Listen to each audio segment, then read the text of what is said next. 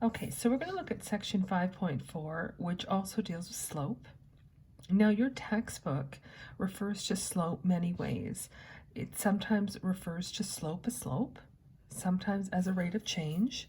Sometimes you'll see a constant, a variation.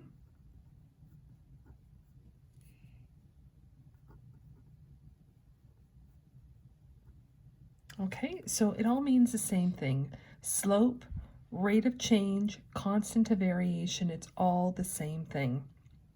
Okay, so yesterday when you were doing slope, you found the slope of a line segment between 2 points, and what you did was you did the rise over the run. Remember, lowercase m means slope. So you counted the rise, you counted the number of spaces for rise, and you counted the run, and anything that went to the right, it was a positive slope. Anything that went to the left was a negative slope. Okay, so that's one way to calculate slope. The other is by looking at M as this triangle actually means delta, which is a change. Okay, so this is the change in y over the change in x. Another way to look at it is using the slope formula. So I would recommend you using this slope formula, okay? Or I would recommend you using what you did yesterday, which was rise over run. So yesterday we spent time looking at rise over run. Today, these are really the same thing, okay? But this is just a little bit more detailed. Okay, so that's why we're going to look at this. This 2 and 1, those are not exponents, those are subscripts. So what that pretty much tells me is that I have two y values, and I'm going to subtract the two y values, and I have two x values, and I'm going to subtract the two x values. And the reason why we have y in the numerator, because this is our rise. Remember, our rise is our vertical axis, which is our y-axis. Our run is our horizontal axis, which is the x-axis. Okay, so we're going to take the difference between the y's, which is the change in y, and we're going to take the difference in the x's, which is the change in x's. Okay, so the formula is actually quite easy to use. Let's look at a couple of examples. So I don't have a diagram here. I'm not going to count the rise over the run. I'm going to use the slope formula. Okay, so the slope formula tells me I'm going to take the change in y. It does not matter which y you begin with. I usually go from left to right. Okay, the way we read from left to right. So I know this is my x and this is my y. So my first step is to subtract my y. So I'm going to take this y value, 1, and subtract this y value, 7. So 1 take away 7. Now I'm going to take the difference between my x's. Because I started with this y, I must begin with this x.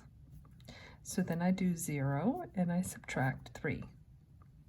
Okay, so I took the difference in the y's, 1 take away 7. Difference in x's, 0 take away 3. Now I simplify it. So my slope is 1 take away 7, which is negative 6. 0 take away 3, which is negative 3. I'm going to move it up here, and then I'm going to reduce it. I know 2 negatives is a positive. 6 divided by 3 is 2. And there's my slope, 2. If this was graphed, which you are not expected to do, so this here is 1 and 7. 1, 2, 3, 2, 3, 4, 5, 6, 7. This is what you would have been given yesterday. And you would have drawn this triangle here, and you would have counted the rise as 6, and you would have counted the run as 3, and you would have done rise over run 6 over 3, which is 2. We can do the same thing with just our formula, so we don't need to draw the diagram, we don't need to count the rise, we don't need to count the run, we can just use the formula here.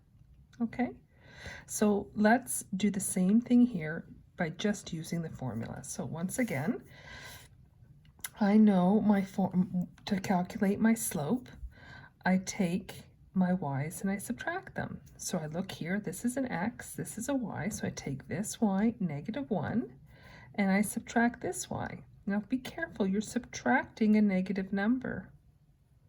Okay, and then do the same idea for the run.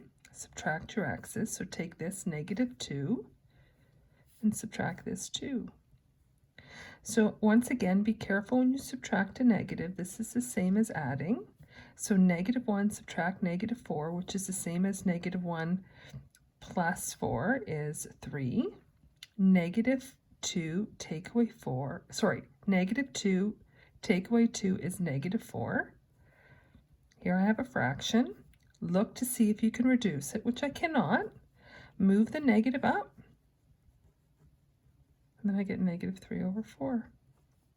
And I'm done. Okay. Now let's look at a question.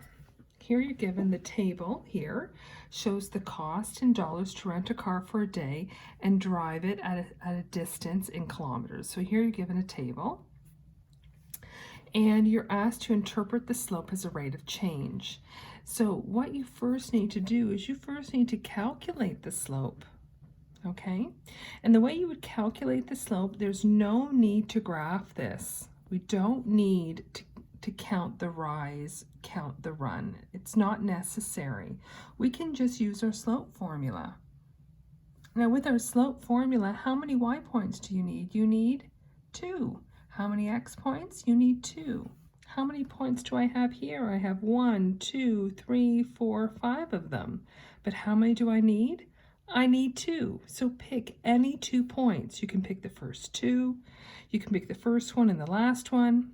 These 2, it doesn't matter. Okay? So you're going to pick 2. I'm just going to pick the first 2. And once again, I'm going to subtract my y's. This, remember, is your x. This is your y. So subtract the y's. It doesn't matter which one you begin with. You decide. Do you want to begin with 0 and 50, or do you want to begin with 165? It doesn't matter. So I'm going to begin with the 165. So I can take 65 and take away 50. And then I'm going to take 100 and take away 0. And so then I end up with 65 take away 50, 15, 100 take away 0 as 100. I divide that and I get 0.15, and that's my slope. Now the question wants me to interpret it. What does this slope mean? Okay, so we've got to think about what the y value is. The y value is a dollar amount. So this here, the rise is my y value. It's a dollar amount. The run is my x, which is a distance in kilometers. So this is a dollar amount over kilometers. So what does this 0.15 mean? It means it is 15 cents per kilometer. That's the rate of change. Okay, so that's how much it costs every for a kilometer. So it costs 15 cents for each kilometer.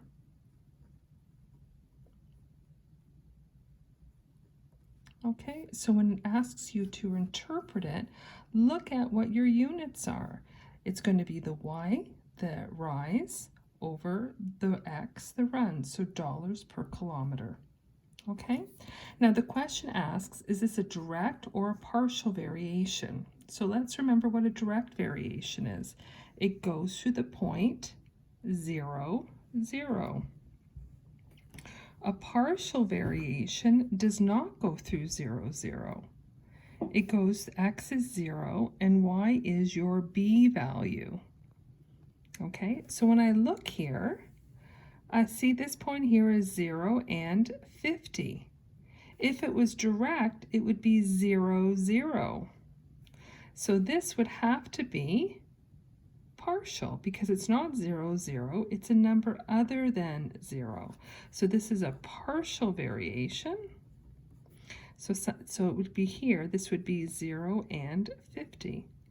Does not go through the origin.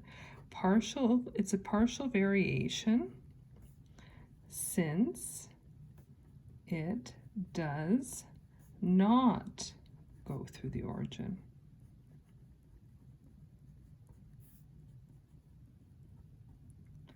And that's it.